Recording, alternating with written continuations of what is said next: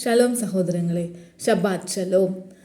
ഇന്ന് ശബത്താണ്. നമുക്കറിയാം, വെള്ളിയാഴ്ച സൂര്യാസ്തമയം മുതൽ ശനിയാഴ്ച സൂര്യാസ്തമയം വരെ ശബത്താണ്. നമ്മളൊക്കെ ശബത്ത് ആചരിക്കുന്നവരുമാണ് അല്ലേ? ശബത്ത് എന്നാൽ നാമും ദൈവവും തമ്മിലുള്ള ബന്ധത്തിൻ്റെ അടയാളമാണ് അല്ലേ? ഞാൻ എപ്പോഴത് പറയാറുണ്ട്. അപ്പോൾ ദൈവത്തിൽ നിന്ന് നമ്മിലേക്ക് വരുന്ന ന്യൂട്രീഷ്യൻസിൻ്റെ ഒരു സോഴ്സ് ആണ്. അതായത് നമ്മുടെ പൊക്കിൾ കൊടി നമ്മൾ അമ്മയുടെ ഉദരത്തിലായിരിക്കുമ്പോൾ അമ്മയുമായി ബന്ധപ്പെട്ട് അമ്മയിൽ നിന്ന് എല്ലാ ന്യൂട്രീഷ്യൻസും ഈ കുഞ്ഞുങ്ങൾക്ക് കിട്ടുന്നത് പോലെ നമുക്ക് കിട്ടിയതുപോലെ അങ്ങനെയാണ് ദൈവവുമായി നമ്മെ ബന്ധിപ്പിക്കുന്ന ഒരു പൊക്കിൾ കൊടിയാണ് ശബത്ത്.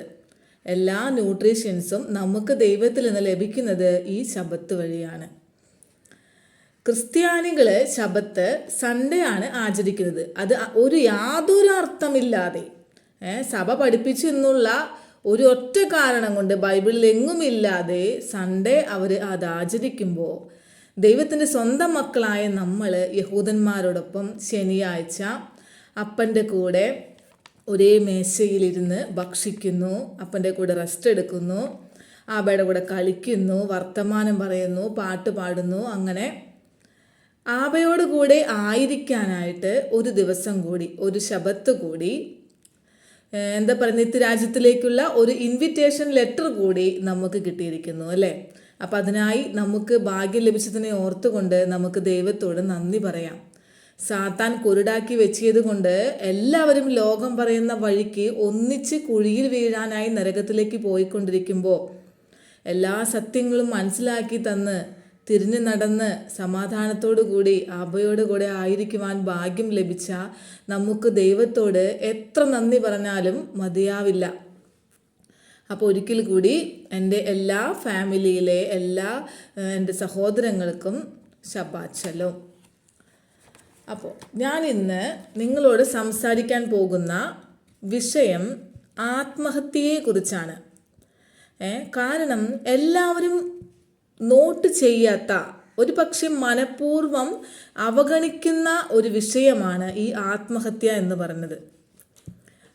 മാത്രമല്ല, ഈയിടെ ആത്മഹത്യ ഒരുപാട് പെരുകിക്കൊണ്ടിരിക്കുക. അതിനൊരു ദൃക്സാക്ഷി കൂടിയാണ് ഞാൻ. ദിവസവും കണ്ടുകൊണ്ടിരിക്കുകയാണ്. ഞങ്ങളുടെ ഹോസ്പിറ്റലിൽ ഇങ്ങനെ വന്നുകൊണ്ടേയിരിക്കുക. അപ്പോൾ അതുകൊണ്ടാണ് ഞാൻ ഇതിനെ പറ്റിയിട്ട്, അതറിവില്ലാതെ ആണ് അതിനെ പറ്റിയിട്ട് ഒരു വീഡിയോ എടുക്കാമെന്ന് തന്നെ വിചാരിച്ചത്. ആത്മഹത്യ അല്ലേ, എന്താണ് അതിൻ്റെ അർത്ഥം? അതിൽ തന്നെ അതിൻ്റെ അർത്ഥമുണ്ട്. ആത്മാവിനെ കൊല്ലുന്നു. ഇപ്പം മറ്റു മരണങ്ങൾക്ക്, അതായത് ആക്സിഡൻറ്റ്, രോഗം, വാർദ്ധക്യ മരണം, അപ്പം ഇതിനെല്ലാം ആത്മാവുകൾ റിലീസ് ചെയ്യുകയാണ്. അവിടെ ഹത്യയില്ല, അതായത് കൊല്ലുന്നില്ല. സാധാരണ മരണങ്ങളിൽ ശരീരം നശിച്ചു പോകുമ്പോൾ ആത്മാവ് ശരീരം വിട്ടു പോകുന്നു, ആ ദൗത്യം തീർന്ന് റിലീസാകുന്നു അല്ലേ? അപ്പോൾ നല്ലവനാണെങ്കിൽ അവൻ നിത്യരാജ്യം ലഭിക്കും, അവൻ കെട്ടവനാണ് എങ്കിൽ അവൻ തീർച്ചയായും നരകവും ലഭിക്കും. പക്ഷെ അവിടെ ഒരു ഓപ്ഷൻ ഉണ്ട്. എന്ത്? ചിലപ്പോൾ സ്വർഗത്തിൽ പോകും, ചിലപ്പോൾ നരകത്തിൽ പോകും. ഒരുവൻ സ്വർഗത്തിൽ പോകുമോ നരകത്തിൽ പോകുമോ എന്നൊക്കെ ദൈവത്തിന് മാത്രം അറിയാവുന്ന രഹസ്യമാണല്ലേ. പക്ഷേ ഈ ആത്മഹത്യ, സ്വയം ആത്മാവിനെ ഹത്യ ചെയ്യുന്നവർ, സ്വയം ആത്മാവിനെ കൊല്ലുന്നവർ, അതേത് സാഹചര്യമായിക്കോട്ടെ, അവർ നരകത്തിലോട്ട് തന്നെയാണ് പോകുക. കാരണം അവിടെ ഒരു ഓപ്ഷൻ ഇല്ല. എന്താണ്? അതായത് നമ്മുടെ ഓരോ ആത്മാവിനും ആയിരിക്കാൻ ദൈവം തന്ന ശരീരം യാതൊരു വിലയും കാണാതെ നാം തന്നെ നശിപ്പിക്കുമ്പോൾ ആ ആത്മാവിനെ നരകത്തിലേക്കായി കൊല്ലുകയാണ് ചെയ്യുന്നത്. ഒരു ആത്മാവിൻ്റെ വില എന്താണെന്ന് ഞാൻ നിങ്ങളോട് പലവട്ടം പറഞ്ഞിട്ടുണ്ടല്ലേ. അപ്പം ലോകം സ്ഥാപിക്കുന്നതിന് മുൻപേ ദൈവത്തിൻ്റെ അറിവിൽ ജനിച്ചവരാണ് നാം എല്ലാവരും. നമ്മുടെ എല്ലാ ആത്മാക്കൾക്കും പിന്നീട് ഓരോ ശരീരം ലഭിക്കുകയാണ് ഈ ഭൂമിയിൽ ചെയ്തത്. അപ്പോൾ ദൈവം ജനിപ്പിച്ച ആത്മാവിനെ നാമായിട്ട് കൊന്നാൽ അത് നരകത്തിലോട്ടല്ലേ പോവുകയുള്ളൂ? നിങ്ങൾ ചിന്തിച്ചു നോക്ക്.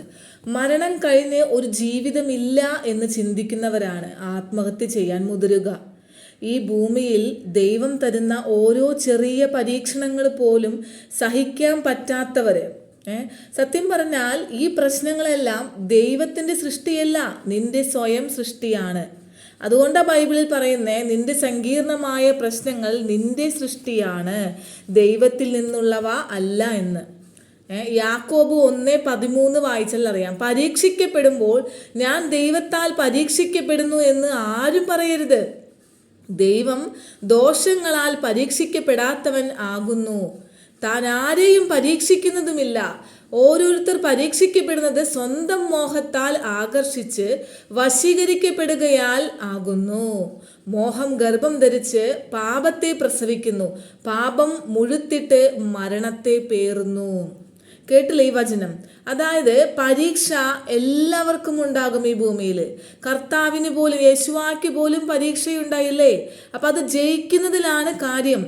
യാക്കോബ് 1:12 പറയുന്നു, പരീക്ഷണം സഹിക്കുന്ന മനുഷ്യൻ ഭാഗ്യവാൻ, അവൻ കൊള്ളാകുന്നവനായി തെളിഞ്ഞ ശേഷം കർത്താവ് തന്നെ സ്നേഹിക്കുന്നവർക്കും വാഗ്ദത്തം ചെയ്ത ജീവകിരീടം പ്രാപിക്കും എന്ന്. മനസ്സിലായോ? നിങ്ങൾക്കൊന്നറിയോ, പരീക്ഷയും പരീക്ഷണവും തമ്മിൽ വ്യത്യാസമുണ്ട്. അതായത് കഷ്ടവും പ്രശ്നവും രണ്ടും രണ്ടാണ്. എന്താണ് പരീക്ഷ? പരീക്ഷ എന്ന് പറഞ്ഞാൽ അത് പ്രശ്നങ്ങളാണ്, സ്കൂളിലെ പരീക്ഷ പോലെ തന്നെ. അപ്പം അതിന് നാം എന്ത് ചെയ്യണം? ജയിച്ച് കീഴടക്കണം, അല്ലേ? യേശു മരുഭൂമിയിലെ പരീക്ഷ എന്തുണ്ടായേ? സാത്താനെ ജയിച്ച് കീഴടക്കിയില്ലേ? അപ്പം അതുപോലെ ജീവിതത്തിൽ വരുന്ന എല്ലാ പരീക്ഷകളും അതിനോട് പോരാടി തരണം ചെയ്ത് നമ്മൾ ജയിച്ച് കീഴടക്കുകയാണ് വേണ്ടത്. പൗലോസ്ലീഹ പറഞ്ഞില്ലേ, നിയമാനുസൃതം മത്സരിക്കാത്തവന് ജീവന്റെ കിരീടമില്ല. എന്താ അതിൻ്റെ അർത്ഥം? അതായത് നിയമങ്ങൾ അനുസരിച്ച് ആ സമയത്ത് മത്സരിക്കുന്നവർക്കാണ് വിജയകിരീടം. അതിൽ മുൻപ് നന്നായി ഓടി എന്നതിനാലോ അല്ലെങ്കിൽ ആ ഒരു മത്സരത്തിന് ശേഷം നന്നായി ഓടി എന്നതിനാലോ നമുക്കൊരിക്കലും സമ്മാനം കിട്ടില്ല. ഒരു പക്ഷേ ഒരു നല്ല പോരാളിയായിരിക്കാം, പക്ഷേ ആ തരുന്ന സമയത്ത് ആ കറക്റ്റ് സിറ്റുവേഷനിൽ നമ്മൾ ഓടി ജയിച്ച് കാണിച്ചു കൊടുക്കണം, അല്ലേ? അപ്പോൾ മത്സരിക്കാത്തവർ ഒരിക്കലും വിജയിയാകില്ല. പോരാളിയാകും, പക്ഷേ വിജയമുണ്ടാകില്ല. അപ്പം ഇങ്ങനെയാണ് ഓരോ പരീക്ഷകളും പ്രശ്നങ്ങളും നമ്മുടെ ജീവിതത്തിൽ. അത് തരുന്ന ആ കറക്റ്റ് ടൈമിൽ ദൈവം നമ്മൾ നോക്കുമ്പോൾ അത് പോരാടിക്കൊണ്ട് നമ്മൾ അതിനെ ജയിക്കണം. അപ്പം ഇങ്ങനെയുള്ളതാണ് പരീക്ഷകൾ അഥവാ പ്രശ്നങ്ങൾ. അതിനെ പൊരുതി ജയിച്ച് കീഴടക്കണം. ഇനി പരീക്ഷണം എന്താണ്? അത് കഷ്ടതകളാണ്, അല്ലേ? നമ്മുടെ ജീവിതത്തിൽ ഉണ്ടാകുന്ന മരണങ്ങൾ, രോഗങ്ങൾ, നഷ്ടങ്ങൾ. അപ്പം അങ്ങനെയുള്ളതാണ് പരീക്ഷണങ്ങൾ. ആ പരീക്ഷണങ്ങൾ വരുമ്പോൾ ഒന്നും ചെയ്യണ്ട, അത് സന്തോഷത്തോടു കൂടി സ്വീകരിക്കണം. പരീക്ഷണങ്ങൾ സന്തോഷത്തോടുകൂടി സ്വീകരിക്കുന്നവർക്കാണ് ഞാൻ നേരത്തെ പറഞ്ഞ ജീവന്റെ കിരീടം. ഞാൻ നേരത്തെ പറഞ്ഞില്ലേ, യാക്കോബ് 1:12 പറയുന്നു, പരീക്ഷണം സഹിക്കുന്ന മനുഷ്യൻ ഭാഗ്യവാൻ, അവൻ കൊള്ളാകുന്നതിന് ആയി തെളിഞ്ഞതിന് ശേഷം കർത്താവ് തന്നെ സ്നേഹിക്കുന്നവർക്ക് വാഗ്ദത്തം ചെയ്ത ജീവകിരീടം പ്രാപിക്കും. അപ്പോൾ പരീക്ഷണങ്ങളെ സന്തോഷത്തോടു കൂടി സ്വീകരിക്കണം.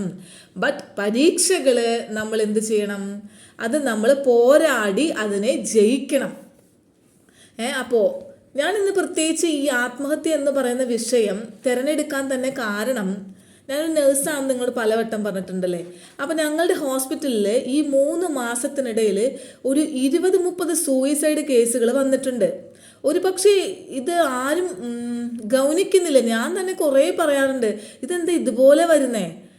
ഇത്രയും നാളത്തെ മാതിരിയല്ല ഇത്രയധികം സൂയിസൈഡ് കേസുകൾ. ഒന്നുകിൽ ഹാങ്ങിങ് ആകാം, അല്ലെങ്കിൽ വിഷം കുടിക്കലാകാം. എല്ലാം ചെറിയ കുട്ടികൾ മുതൽ ഭൂരിഭാഗവും 50 വയസ്സിന് മുകളിൽ അല്ലെങ്കിൽ 45 വയസ്സിന് മുകളിൽ.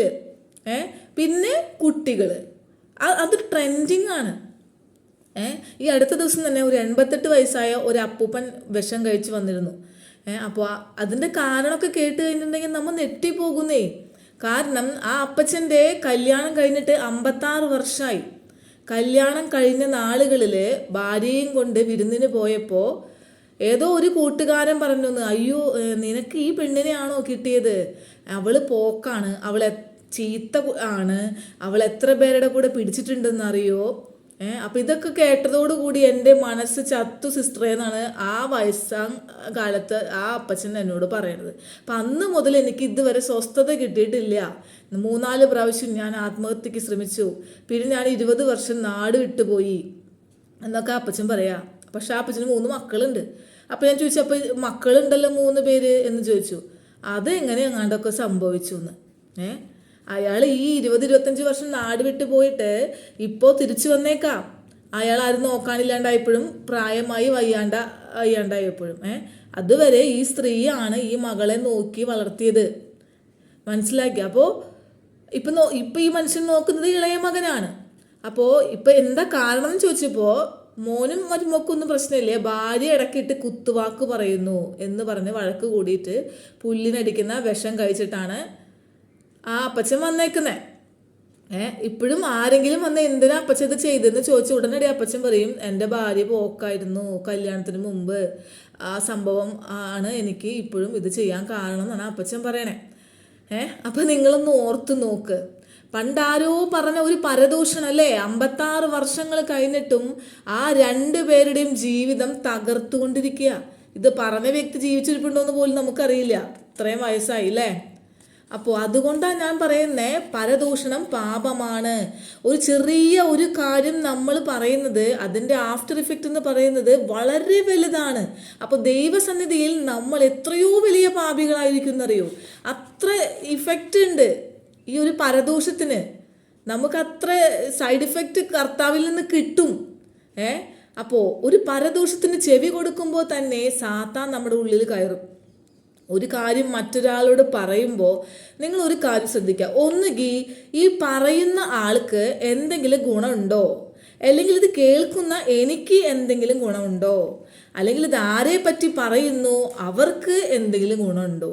ഈ 3ഉം ഇല്ല എങ്കിൽ, യാതൊരു ഗുണവും ഇല്ലാത്ത ആ കാര്യം എന്തുകൊണ്ട് ഞാൻ കേൾക്കണം?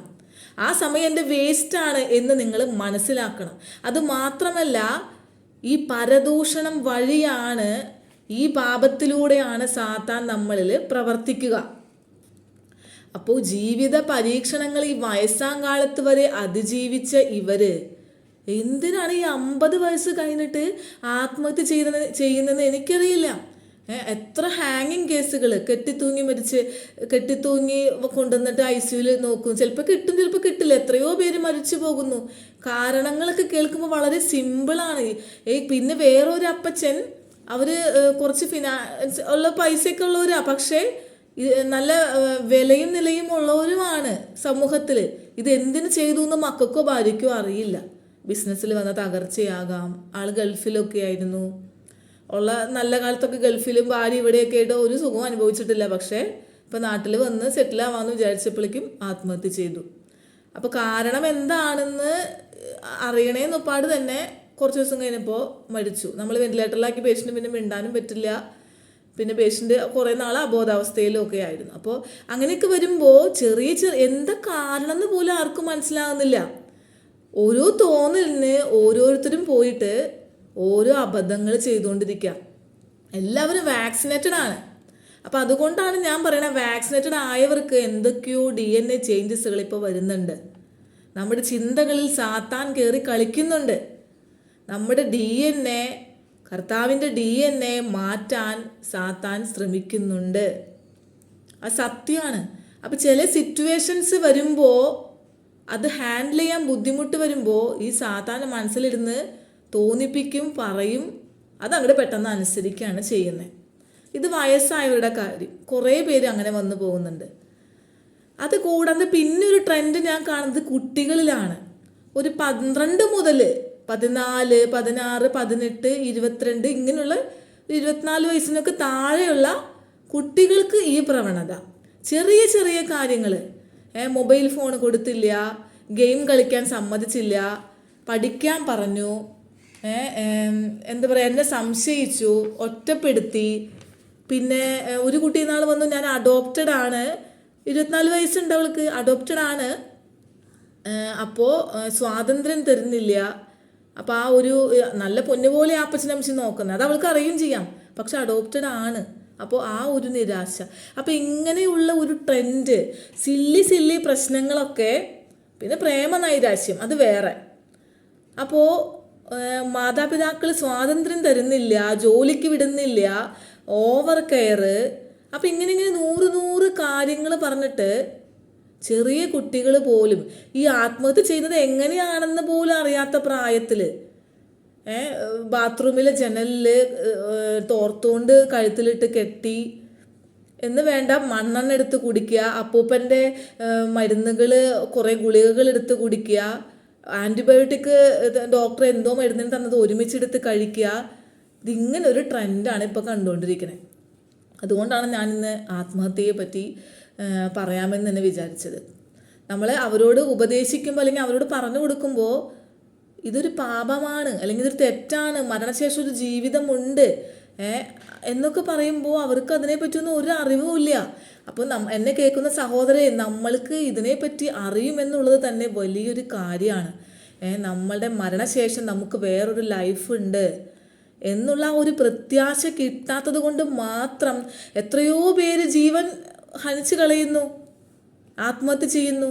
അപ്പം ആ ഒരു അറിവ്, ആ ഒരു സത്യം അറിഞ്ഞ് ആ ഒരു പ്രത്യാശാഭരിതരായിരിക്കാൻ കഴിഞ്ഞ നമ്മളുടെ ഒരു ഭാഗ്യം നിങ്ങൾ ചിന്തിച്ച് നോക്കി. അപ്പോൾ അത് മറ്റുള്ളവർക്കും കൂടി അറിയിക്കാം എന്ന് കരുതിയിട്ടാണ് ഞാൻ ഇന്ന് ഇങ്ങനൊരു വീഡിയോ സെലക്ട് ചെയ്തത്. അത് പിന്നെ ഞാൻ കഴിഞ്ഞ ദിവസം നമ്മളൊരു ന്യൂസ് കണ്ടല്ലേ, ഒരു 3 കുട്ടികളെ എറണാകുളത്തെ ഫ്ലാറ്റിൽ നിന്ന് ചാടി ആത്മഹത്യ ചെയ്ത സംഭവം അല്ലേ. അതും 12 വയസ്സ്, 14 വയസ്സ്, 16 വയസ്സ് പെൺകുട്ടികൾ. കാരണം പിതാവ് ഫോൺ വാങ്ങിച്ച് ഒളിപ്പിച്ചു വെച്ചു എന്ന്. അതായത് അവർ കൊറിയൻ ഡ്രാമ പോലെയുള്ളത് കണ്ട് അവർക്ക് കൊറിയയിൽ പോകണമെന്ന് ഭയങ്കര ആഗ്രഹം ഉണ്ടായിരുന്നു. അപ്പോൾ കൊറിയയിൽ പോകുവാൻ ആത്മഹത്യക്കുറിപ്പിൽ എഴുതി വെച്ചിരിക്കണതാ. കൊറിയയിൽ പോകാനുള്ള അല്ലെങ്കിൽ അവരുമായിട്ട് ബന്ധപ്പെടാനുള്ള ആകെ ഒരു സോഴ്സ് ഫോണായിരുന്നു. അപ്പം അപ്പൻ ആ ഫോൺ എടുത്ത് മാറ്റി വെച്ച് ഒളിപ്പിച്ചു വെച്ചു എന്ന് പറഞ്ഞിട്ട് ഈ പെൺകുട്ടികൾ മുകളിൽ നിന്ന് ചാടി ആത്മഹത്യ ചെയ്തു. അതുപോലെ തന്നെ കഴിഞ്ഞ മാസം ഒരു ദിവസം നമ്മൾ ഏതോ ഡേറ്റ് ഓർമ്മയില്ല, നമ്മൾ കണ്ടു ഒരു കുട്ടി പാറമടയിൽ മരിച്ച് കിടക്കുന്ന ഒരു ന്യൂസും കൂടെ നമ്മൾ കേട്ടു അല്ലേ. അതായത് ആ കുട്ടി ഈ ഇതുപോലെ തന്നെ കൊറിയൻ ഡ്രാമയ്ക്ക് അതിന് അടിമയായിട്ട് അതിൻ്റെ ഇതുകളൊക്കെ കണ്ട് ആ കുട്ടി ഏതോ ഒരു ഓൺലൈനിൽ ഒരു ചെറുക്കനെ പരിചയപ്പെട്ടുകൊണ്ട് ആ സുഹൃത്ത് മരിച്ചു എന്ന് വിചാരിച്ചിട്ട് പാറമടയിൽ ചാടിച്ചത്തത്. ആ സുഹൃത്ത് എന്ന് പറഞ്ഞാൽ കാമുകനോ അല്ലെങ്കിൽ ആളുടെ ഫ്രണ്ട്സോ ബന്ധുക്കളോ ഒന്നല്ല, ഒരിക്കലും കണ്ടിട്ടില്ലാത്ത ഓൺലൈൻ വഴി പരിചയപ്പെട്ട കൊറിയയിലെ ഏതോ ഒരു സുന്ദരൻ. മരിച്ചിട്ടുണ്ടോ എന്ന് തന്നെ ആർക്കറിയാം, ഫേക്ക് ന്യൂസ് ആവാം, അറിയില്ല. അപ്പോൾ അത് ആ ഒരു നൈരാശ്യം കൊണ്ട് ആത്മഹത്യ ചെയ്ത വേറൊരു കുട്ടി. അപ്പോൾ ഇതൊക്കെയാണ് ഇന്ന് നടക്കുന്നത്. കൊറിയൻ ഡ്രാമയെ കുറിച്ച് പറയുമ്പോൾ ഞാൻ ABC ന്യൂസിൽ കഴിഞ്ഞ ദിവസം നിങ്ങളും കേട്ടിട്ടുണ്ടാവാം ഒരു ന്യൂസ് അല്ലേ. അപ്പം അതിൽ കൊറിയൻ ഡ്രാമ ഇന്ന് ഒരുപാട് സ്വാധീനം കുഞ്ഞുങ്ങളിൽ ചെലുത്തുന്ന ഒരു സംഭവമാണ് അല്ലേ. അതായത് അതിൽ ഇങ്ങനെയാണ് പറയുന്നത്, അതിൻ്റെ തലക്കെട്ട് തന്നെ ഇതായിരുന്നു, കെയെ സൂക്ഷിക്കുക, പെൺകുട്ടികളുള്ള മാതാപിതാക്കൾ കെയെ സൂക്ഷിക്കുക എന്നായിരുന്നു തലക്കെട്ട്. അതുകൊണ്ട് തന്നെയാണ് ഞാൻ പെട്ടെന്നത് ന്യൂസ് ഒന്ന് വായിക്കാൻ, കാരണം പെൺകുട്ടികൾ എന്ന് പറയുമ്പോൾ നമുക്ക് ഒരു ടെൻഷനാണല്ലോ. അപ്പോൾ എന്താണ് കെ എന്ന് ചിന്തിച്ച് ഞാനത് വായിച്ചപ്പോൾ അതിൽ പറയാണ്, അതായത് നമ്മളുടെ ഈ എന്താ പറയുക, ഷെർലക് ഹോംസിൻ്റെ ഒരു നോവല്, ഒരു ഡിറ്റക്റ്റീവ് നോവല് 5 ഓറഞ്ച് വിത്തുകൾ എന്ന് പറഞ്ഞിട്ട്, അതായത് ഒരു കൊലയാളി ഈ 5 ഓറഞ്ച് വിത്തുകൾ കൊറിയർ അയക്കും. അപ്പം ഇത് കിട്ടുന്ന വ്യക്തി അന്ന് കൊല്ലപ്പെടും. അപ്പോൾ അത് ഒറിജിനലായിട്ട് നടന്ന സംഭവമാണ്. അപ്പോൾ അയാളത് ഈ കൊലയാളിനെ കണ്ടെത്താനായിട്ട് എന്തൊക്കെ വഴികളിലൂടെ നടന്നു എന്നുള്ളൊരു ക്രൈം ഫയല്. അപ്പോൾ അതുപോലെ ഒരു കെ ആണ് ഇപ്പോൾ കൊലയാളിയായിട്ട് നിൽക്കുന്നതെന്നാണ് അവരതിൽ പറയുന്നത്. 3 കെ എന്ന്. അതിൻ്റെ പേര് കൂ ക്ലസ് ക്ലാൻ അങ്ങനെ എന്തോ ആണ്. ആ കെ എന്ന് 3 അപ്പോൾ കൊറിയൻ ഡ്രാമ കണ്ട് അടിമയാകുന്ന പെൺകുട്ടികൾ ഒക്കെ മരിക്കുന്ന ഒരു ടൈപ്പ്. എങ്ങനെ അതായത് പണ്ട് നമുക്ക് ബ്ലൂ വെയിൽ എന്ന് പറഞ്ഞൊരു ഗെയിമൊക്കെ ഉണ്ടായിരുന്നല്ലേ. അപ്പോൾ ആ ഗെയിമൊക്കെ പിന്നീട് നിർത്തലാക്കി. ഇപ്പോൾ കൊറിയൻ ഡ്രാമകൾ, കൊറിയൻ ബ്രാൻഡുകൾ ഒക്കെയാണ്. അപ്പോൾ അതിൽ കാണുന്ന ലവ്, അത് എന്താ പറയുക, ലാസ്റ്റ് നിരാശയിൽ കൊണ്ടെത്തിക്കുന്ന കുറേ ലവ് സ്റ്റോറികൾ. ഉയർന്ന ജീവിത രീതികൾ, സുന്ദരികൾ, സുന്ദരന്മാർ, കൊറിയൻ ബ്രാൻഡുകൾ, അങ്ങനെ. അപ്പം അതൊക്കെ കണ്ട് കുട്ടികൾ അതിനോടൊക്കെ ഭയങ്കര അട്രാക്ഷൻ സംഭവിക്കുകയാണ്. കൊറിയ പോലുള്ള വികസിത രാജ്യമാണ് എങ്കിലും അവിടെ ഒരു ജോലിക്ക് എടുക്കണമെങ്കിൽ തന്നെ പ്ലാസ്റ്റിക് സർജറി ചെയ്ത് സൗന്ദര്യം വേണം എന്നാണ് അവിടെ പറയുന്നത്. അപ്പോൾ 80% ആളുകളും പ്ലാസ്റ്റിക് സർജറി ചെയ്തിട്ടാണ്. ഒറിജിനലല്ല, ഒന്നും ഒറിജിനലല്ല അവിടെ. അതിൽ കാണിക്കുന്നത് ഒന്നും ഒറിജിനലല്ല, ഒക്കെ ഒരു ഉണ്ടാക്കുന്ന ഔട്ട്ഫിറ്റിങ്സ് ആണ്. അപ്പോൾ മുഴുവൻ ആളുകളും അവിടെ ജീവിക്കുന്നവർ ഫുൾ ഫ്രസ്ട്രേഷനിലാണ്. അപ്പോൾ അത് പുറത്ത് വരാതിരിക്കാൻ വേണ്ടി ഒരു വൈറ്റ് വാഷ് അടിക്കുകയാണ് അവിടുത്തെ ഗവൺമെൻറ്. അപ്പോൾ അതിൻ്റെ കുറേ ഡ്രാമകൾ, കുറേ ഫിലിംസ്, കാര്യങ്ങളൊക്കെ ഇറക്കി അതിൻ്റെ കുറേ പൈസ നേടുന്നുണ്ട്. അപ്പോൾ പരസ്യം പോലെയല്ല അവിടുത്തെ ആളുകളൊക്കെ ജീവിക്കുന്നേ. അപ്പോൾ എന്താ പറയുക, കൊറിയൻ ബ്രാൻഡുകൾ അല്ലെങ്കിൽ കൊറിയൻ ഈ ഫിലിമുകൾ, അതിൻ്റെ ഇതുകളൊക്കെ കാണുമ്പോൾ ഈ മക്കളൊക്കെ, നമ്മുടെ മക്കളൊക്കെ വെർച്വലായിട്ടുള്ള ഒരു ലോകത്തിലേക്ക് കൊണ്ടുപോവാണ് അവർ. അപ്പം ആത്മപ്രണയം വളർത്തി ലോകം മുഴുവൻ നിരാശ നൽകുന്ന ഒരു രീതിയാണ് ഇപ്പം അവരുടേത്. അതായത് കുട്ടികൾക്ക് ഒറ്റപ്പെട്ട് വരുന്ന ഒരവസ്ഥ.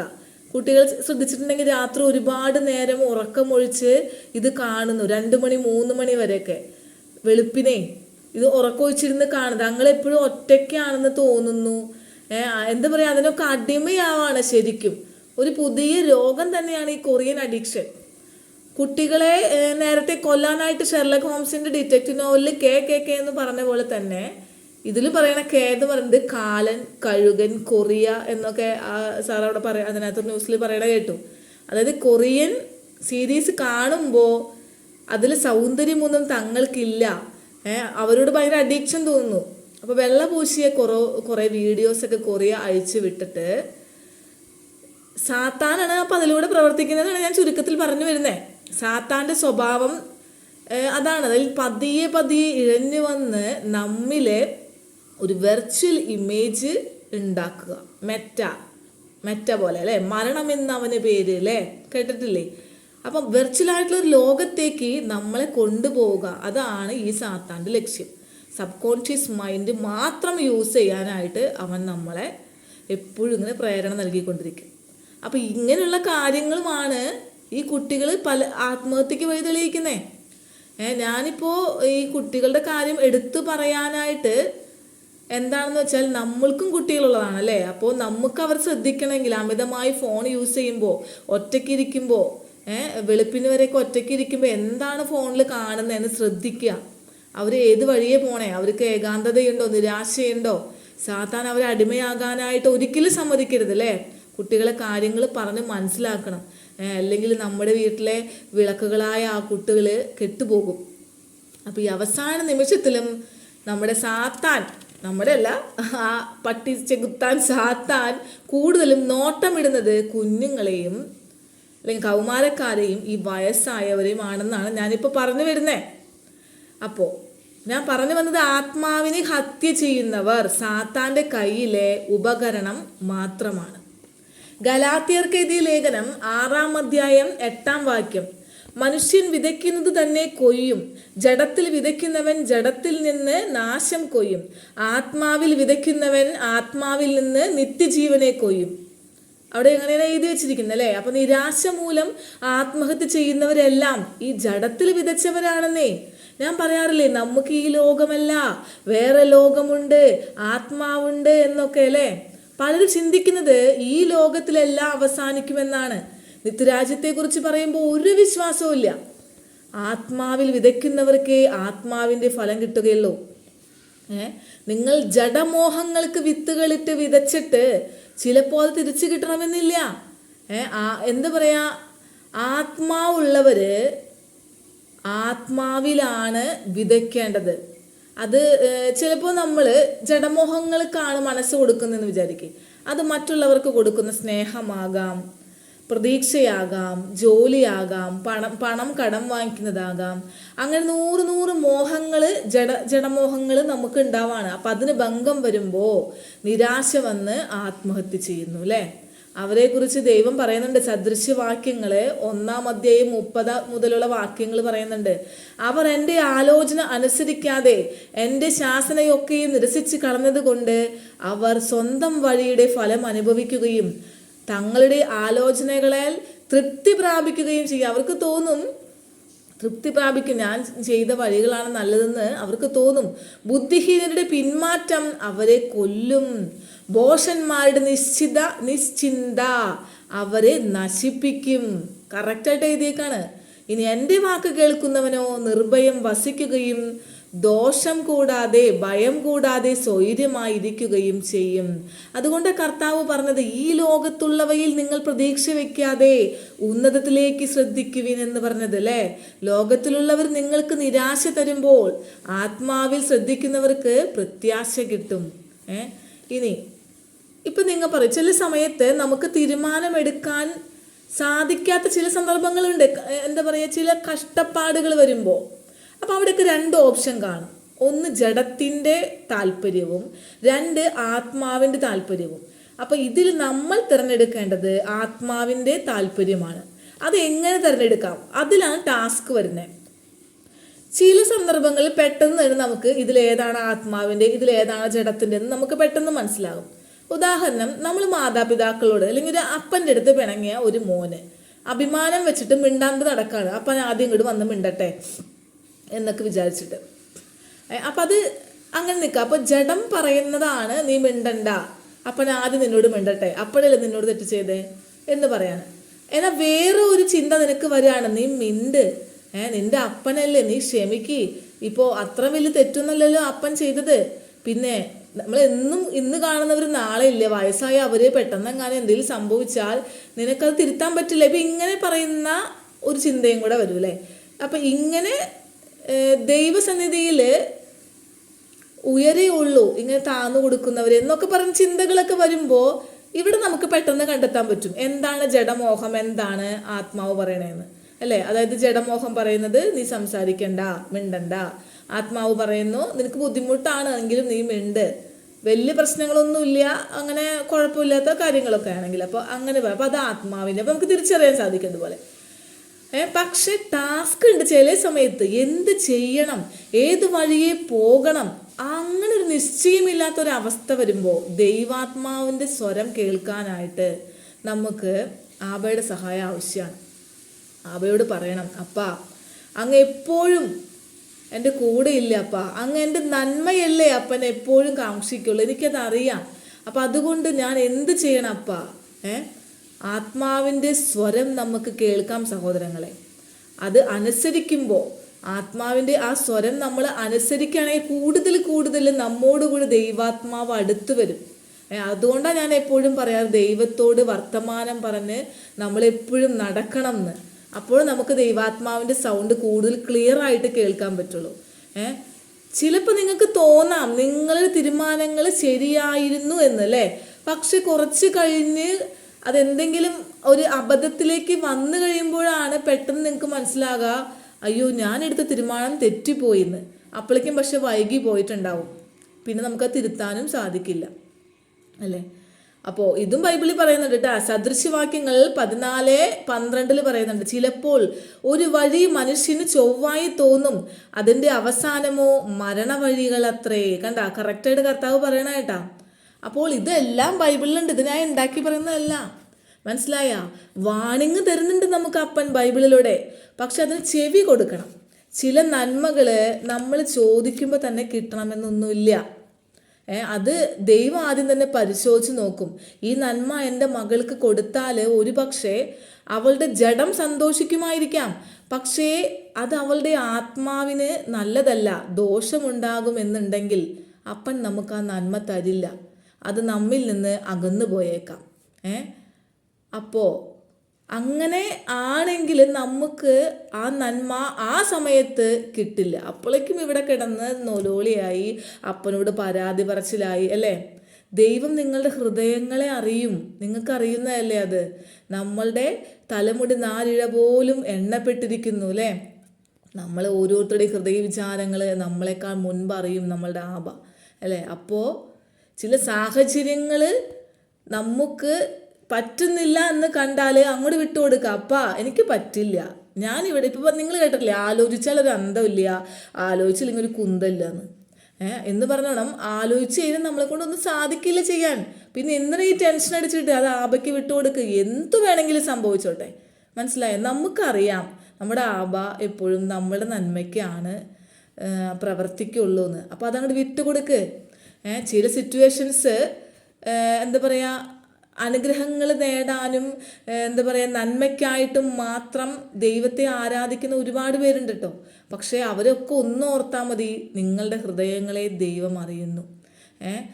അനാവശ്യ എന്താ പറയുക ആത്മഹത്യ ചെയ്യുന്ന ഓരോ ഗൗരവ ചില സിറ്റുവേഷൻ അനുസരിച്ചിട്ടാണ് അല്ലേ. അപ്പോൾ ചിലർ വിചാരിക്കാം നിങ്ങൾക്ക് ഇതൊക്കെ പറയാൻ സഹോദരി, അത് അനുഭവിക്കുന്നവർക്ക് ആ വിഷമം അറിയുള്ളൂ എന്നൊക്കെ ചിന്തിക്കുന്നവരുണ്ടാകാം. ഞങ്ങളും ഈ ആകാശത്തുനിന്ന് പൊട്ടി വീണവരൊന്നല്ല. ഇതുപോലുള്ള ഒരുപാട് സാഹചര്യങ്ങളിൽ കൂടെ ഞങ്ങളെ കർത്താവ് നടത്തി ഞങ്ങൾ ട്രെയിൻ ചെയ്തെടുത്തവരാണ്. ഇതുപോലെ ഈ ആത്മഹത്യയെ പറ്റി പറയുകയാണെങ്കിൽ തന്നെ എനിക്കും ചില സാഹചര്യങ്ങൾ എൻ്റെ ജീവിതത്തിൽ ഉണ്ടായിട്ടുണ്ട്. ഞാൻ ഈ സത്യങ്ങളൊന്നും അറിയാതിരുന്ന കാലം മുൻപ്, ആബയുടെ സ്നേഹമൊന്നും ഞാൻ തിരിച്ചറിയാതിരുന്ന കാലത്ത് ഇന്നത്തെ ഈ ക്രിസ്ത്യാനികളെ മാതിരി ഈ വിഗ്രഹങ്ങളുടെ മുമ്പിൽ ഒക്കെ പോയിരുന്ന് കരഞ്ഞിരുന്ന ഒരു കാലം എനിക്കും ഉണ്ടായിട്ടുണ്ട്. ആ സമയത്തൊക്കെ ഞാനും 2 പ്രാവശ്യം ആത്മഹത്യ ചെയ്യാൻ ഞാൻ പോയിട്ടുണ്ട്. ഒരു പ്രാവശ്യം മക്കളുണ്ടായിരുന്നു വണ്ടിയിൽ, നല്ല സ്പീഡിൽ വണ്ടി ഓടിച്ച് മരിക്കട്ടെ എന്ന് വിചാരിച്ചിട്ട്. കാരണം ആരുമില്ല ജീവിതത്തിൽ, എന്താ പറയുക, നമുക്ക് തുണയായിട്ട് തന്ന ഭർത്താവാകട്ടെ, സ്വന്തം വീട്ടുകാരാകട്ടെ, ഭർത്താവിൻ്റെ വീട്ടുകാരാകട്ടെ, ആരുമില്ലാത്തൊരവസ്ഥ, കുട്ടികളെ നോക്കാൻ ആരുമില്ല, ഒന്നും ഒരു സപ്പോർട്ടില്ലാത്ത അവസ്ഥ വരുമ്പോൾ നമുക്കൊരു പക്ഷേ നമ്മുടെ എന്തിനങ്ങനെ ജീവിക്കണേ, ഒരുമിച്ച് അങ്ങോട്ട് പോകാം എന്ന് വിചാരിക്കുന്ന നിമിഷങ്ങളുണ്ട്. അപ്പോൾ നല്ല സ്പീഡിൽ വണ്ടി ഓടിച്ചിട്ട് മരിക്കട്ടെ എന്ന് വിചാരിച്ചിട്ട്. പക്ഷെ പെട്ടെന്ന് എൻ്റെ ബാക്കിലിരുന്ന് എൻ്റെ മൂത്ത കുട്ടി അമ്മ പേടിയാവണം അമ്മ എന്ന് പറഞ്ഞൊരു സാഹചര്യം അത് പെട്ടെന്ന് മനസ്സിലേക്ക് വന്നപ്പോൾ അപ്പോഴാണ് പെട്ടെന്ന് തന്നെ ഉണർത്തിയത്. പിന്നെ സ്പീഡ് കുറച്ച് ഞാൻ നിൽക്കില്ല, ഞാൻ എൻ്റെ മക്കളുണ്ട് കൂടെ എന്ന് ചിന്തിച്ച് അതിൽ നിന്ന് ഒഴിഞ്ഞു വന്ന ഒരു ദിവസം ഉണ്ടായിട്ടുണ്ട്. അതുപോലെ ഒരു ദിവസം തന്നെ ഇതുപോലെ രാത്രി സാഹചര്യങ്ങൾ വേറൊരു ഇതുപോലെ തന്നെ ഒറ്റപ്പെടുന്ന സാഹചര്യമാണല്ലോ. കുറേ നേരം കരഞ്ഞിട്ടും ആരുമില്ല, നമ്മുടെ സപ്പോർട്ട് ആരും. ഞാൻ മരിച്ചാൽ അവിടെ ഒന്നും സംഭവിക്കാനില്ല, മരിച്ച നന്നായി എന്നുള്ള ഒരു സാഹചര്യത്തിൽ കിണറ്റിൽ ചാടാനായിട്ട് ഞാനും പോയിട്ടുണ്ട്. പാതിരാത്രി ഉറക്കത്തിൽ നിന്ന് എഴുന്നേറ്റ് വാതിലൊക്കെ തുറന്ന് ആരും കാണാണ്ട് ഒരു 2 മണിയൊക്കെ ആയപ്പോൾ കിണറ്റിൽ ചാടാൻ പോയി. പക്ഷേ ആ സമയത്ത് നെടുല എന്ന് പറയുന്ന ഒരു കിളിയൊക്കെ ഉണ്ടല്ലോ, പെട്ടെന്ന് ആ കരച്ചിലൊക്കെ കേട്ടപ്പോൾ പേടിച്ച് വേഗം വീടിൻ്റെ അകത്തേക്ക് ഓടിപ്പോന്നു. നമ്മൾ ആ ഉണർത്തുന്ന ഒരു ചെറിയ ഒരു സംഭവമാണ്. ഇപ്പോൾ കൊച്ചിൻ്റെ കരച്ചിലാവാം, ആ കിളിയുടെ സൗണ്ട് ആവാം. പക്ഷെ അങ്ങനെ ഒന്നും ഇല്ല എങ്കിൽ ഒരു പക്ഷേ നമ്മളന്ന് മരിക്കും. അപ്പോൾ ചില സിറ്റുവേഷൻസ് അങ്ങനെ, ആ സിറ്റുവേഷൻ കഴിഞ്ഞാൽ ഒരു പക്ഷേ നമ്മൾ ആരും ആത്മഹത്യ ചെയ്യില്ല, നമുക്ക് സാധിക്കില്ല. അപ്പോൾ സാത്താൻ നമ്മളെ ആ സബ് കോൺഷ്യസ് മൈൻഡിൽ നമ്മളെ ഇങ്ങനെ എരിയിച്ചെരിയിച്ച് കൊണ്ടുപോകുന്ന ഒരവസ്ഥയാണ്. ആ അവസ്ഥയിൽ നിന്ന് നമ്മൾ തിരിച്ചു വരണം. പക്ഷെ ഇപ്പോൾ എനിക്കറിയാം എൻ്റെ അപ്പൻ്റെ സ്നേഹം, അത് മതി എനിക്ക്. ഈ ലോകമൊന്നും എനിക്ക് വേണ്ട, ലോകസുഖങ്ങൾ വേണ്ട. എൻ്റെ ജീവിതത്തിൽ എന്തുണ്ടായാലും എനിക്കറിയാം അത് ആബ അറിഞ്ഞിട്ടാണ്. അതുകൊണ്ട് don't worry, all for the best. അത് കഷ്ടമായിക്കോട്ടെ, ഞാൻ റെഡിയാണ്. ചിലപ്പോൾ നീ ഇത്ര വലിയ, എന്നെ കുറേ പേര് പറയാറുണ്ട്, ഇത്രയും വലിയ നീ അപ്പടി ദൈവത്തിൻ്റെ ആളായിട്ട് നിനക്കിപ്പോൾ അത് വന്നില്ലേ, ഇത് വന്നില്ലേ, ഓക്കെ വന്നു, അതിനെന്താ, ഞാൻ എൻ്റെ ആബയെ വെറുക്കൊന്നുമില്ല, വന്നോട്ടെ. അത് ആബ അറിഞ്ഞിട്ടല്ലേ വരുന്നേ. എപ്പോഴും സുഖവും സൗഖ്യവും സന്തോഷവും തരാനല്ലല്ലോ. വേറെ ആൾക്കാരുടെ എത്രയോ വലിയ ദുഃഖങ്ങൾ കേൾക്കുമ്പോഴാണ് നമ്മുടെ നിന്ന് ഒന്നുമല്ല എന്ന് തോന്നാന്നറിയൂ. എപ്പോഴും പ്രത്യാശ ഉണ്ട് നമുക്ക്. കർത്താവ് ഇത് കഴിഞ്ഞിട്ട് നമുക്കൊരു ലൈഫ് ഉണ്ടെന്നേ, നമ്മൾക്ക് ജീവിതം അവിടെയാണെന്നേ. അല്ലാണ്ട് ഈ ശരീരം ഈ ഭൂമിയിൽ മാത്രമല്ലേ ഉള്ളൂ, നമ്മുടെ ആത്മാവിനുണ്ടല്ലോ. നമുക്ക് ആത്മാവിനെ നമ്മൾക്ക് എപ്പോഴും ശുദ്ധമായി വെച്ചുകൊണ്ടിരിക്കണം. അപ്പം ഞാൻ പറഞ്ഞു വന്നത്, എത്ര പേർക്കൊരു പോസിറ്റീവ് എനർജി കിട്ടിയിട്ടുണ്ടെന്നൊന്നും എനിക്കറിയില്ല. പക്ഷേ ആത്മഹത്യ ഒന്നിനും പരിഹാരമല്ല. ആത്മഹത്യ ചെയ്താൽ അത് നിങ്ങൾക്ക് തന്നെയാണ്, വേറെ ആർക്കും ഒന്നുമില്ല. അവരതെല്ലാം മറക്കും. നിങ്ങൾ വിചാരിക്കും ഞാൻ പോയി കഴിഞ്ഞാൽ കാണിച്ചു തരാം, ഞങ്ങൾ അവരെ അനുഭവിക്കട്ടെ. ഒരു ചുക്കുമില്ലെന്നേ. സ്വന്തം ഭർത്താവായിക്കോട്ടെ, മക്കളായിക്കോട്ടെ, മാതാപിതാ, അവരൊന്നും ചിലപ്പോൾ 2 ദിവസം മരിച്ചു കഴിയുമ്പോഴായിരിക്കും എല്ലാവരും നമ്മുടെ നന്മകൾ പറഞ്ഞു കിടക്കുക. അത് വേറെ കാര്യം. മരിക്കാൻ വേണ്ടിയിട്ട് മാതാപിതാക്കളെ ഉമ്മ കൊടുക്കാൻ വേണ്ടിയിരിക്കുന്ന കാരണന്മാരുണ്ട്. മരണശേഷം നാട്ടിലിട്ടിട്ട് പോയി, അവർ പുറം രാജ്യങ്ങളിൽ പോയി, ഇവിടെ ആരും നോക്കാനില്ലാണ്ട് ലാസ്റ്റ് മരിച്ചു കഴിയുമ്പോൾ ഒരു വരവുണ്ട്. സ്വന്തമായിട്ട് കുടുംബകല്ലറയൊക്കെ കെട്ടി ഒരുപാട് പൂക്കളൊക്കെ കൊണ്ട് അലങ്കരിച്ച് അവസാനത്തെ അന്ത്യചുംബനം കൊടുക്കാനായിട്ട്. അതിലൊന്നും ഒരു കോപ്പുമില്ല, ഒരു ചുക്കുമില്ല. ജീവിച്ചിരിക്കുമ്പോൾ കൊടുക്കാത്ത സ്നേഹം മരിച്ചു കഴിഞ്ഞ് കൊടുത്തിട്ട് എന്തെങ്കിലും കാര്യമുണ്ടോ? നമുക്കറിയാലേ, നമ്മുടെ ആത്മാവ് ശരീരത്തിൽ നിന്ന് വേർവിട്ട് പോയി ശരീരം പിന്നെ എന്തിനു കൊള്ളാം? അത് ചീനഴിഞ്ഞ് പോവുകയുള്ളൂ. അപ്പം ഇതൊക്കെ ദൈവമാണ് കാണുന്നത്. അവർക്കൊന്നും ഒരു പ്രശ്നമില്ല. കൂടി വന്നാൽ 7 വരെ, ഒരാഴ്ച വരെ അല്ലേ, 41 വരെ. അതൊക്കെ കഴിഞ്ഞാൽ 1 വർഷം, അത് കഴിഞ്ഞാൽ ഒരാൾ നമ്മളെ ഓർക്കില്ലെന്നേ. നല്ല കാലത്തൊക്കെ ഓർത്താലായി അത്ര തന്നെ. ഇപ്പോൾ വിധവകളാണെങ്കിൽ ഭർത്താക്കന്മാരെ കുറിച്ച് മക്കളുടെ പീഡനങ്ങളൊക്കെ കേൾക്കുമ്പോൾ ഒന്ന് ചിലപ്പോൾ ഇടക്കിട്ട് എൻ്റെ ചേട്ടൻ ഉണ്ടായിരുന്നെങ്കിൽ എന്നൊക്കെ ആലോചിക്കുമായിരിക്കാം. പക്ഷെ ഞാൻ പറഞ്ഞു വന്നത് പ്രത്യേകിച്ച് സ്ത്രീകളോട്, നിങ്ങൾ മരിച്ചാൽ ഒരു ചുക്കുമില്ല. പുരുഷന്മാരായാലും ആരായാലും നിങ്ങൾ മരിച്ചാൽ ഒരു ചുക്കും ആർക്കും ഒന്നുമില്ല, ഈ ലോകത്ത് ഒന്നുമില്ല. നിങ്ങളെക്കാണുള്ളത്, നിങ്ങളുടെ ആത്മാവാണ് നശിച്ചു പോകുന്നത്. ആ ആത്മാവിന് പിന്നെ ഒരിക്കലും നിത്യരാജ്യത്തിലേക്ക് പ്രവേശിക്കാൻ പറ്റില്ല. നേരിട്ട് നരകത്തിലോട്ട് വീസാന്ന് പറയില്ലേ എന്ന് പറഞ്ഞോണാണ്. അപ്പോൾ ആത്മാവിനെ നശിപ്പിക്കാതിരിക്കുക, ആത്മാവിൻ്റെ വില നിങ്ങൾ മനസ്സിലാക്കുക. ലോകസ്ഥാപനത്തിന് മുൻപേ കർത്താവിൻ്റെ അറിവിൽ ജനിച്ചതാണ് നീയേ. അപ്പം നിന്നെക്കുറിച്ചൊരു പ്ലാനും പദ്ധതിയും ഒക്കെ കർത്താവിനുണ്ട്.